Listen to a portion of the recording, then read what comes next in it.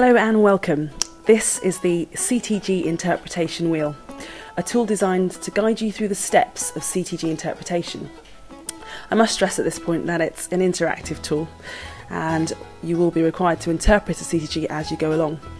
Now, there's a CTG just in the centre of the tool here that will enable you to follow through CTG interpretation alongside actually interpreting a CTG for yourself.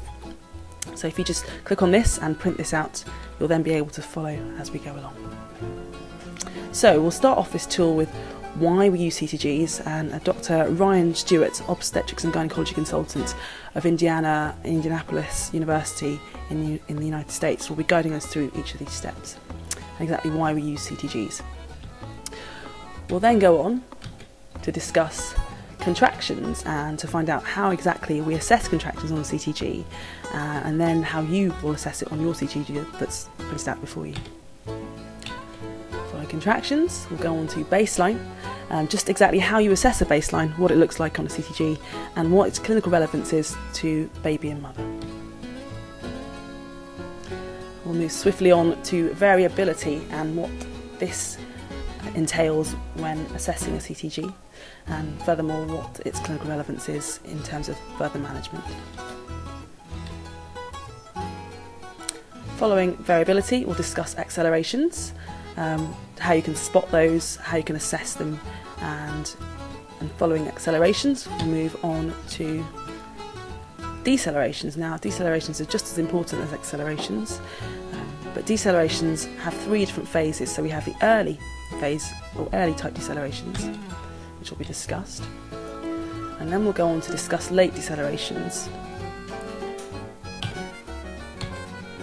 In order to ensure completion, we'll discuss variable decelerations, and throughout each of these stages you'll be able to look at your CTG and see if you can spot whether there are any of those on your strip. Now, once these have been discussed, we'll go on to learn how to do quick pattern recognition, which is very useful in the acute setting, particularly with CTGs. Once we've looked at some useful clinical patterns, we'll then go on to see what categories we can place CTGs on or in based on what we've found from frames 2 to 8 in terms of the assessment of the CTG. Now, to round off, CTG interpretation wheel will provide you with a summary of CTGs, how to present them, how to assess them, and how to generally use them to guide your clinical management. The next phase will be to review all that we've learnt in the wheel in a table, and once you're happy with the information that you've gleaned from this wheel, you'll be able to assess your own CTGs in QM+.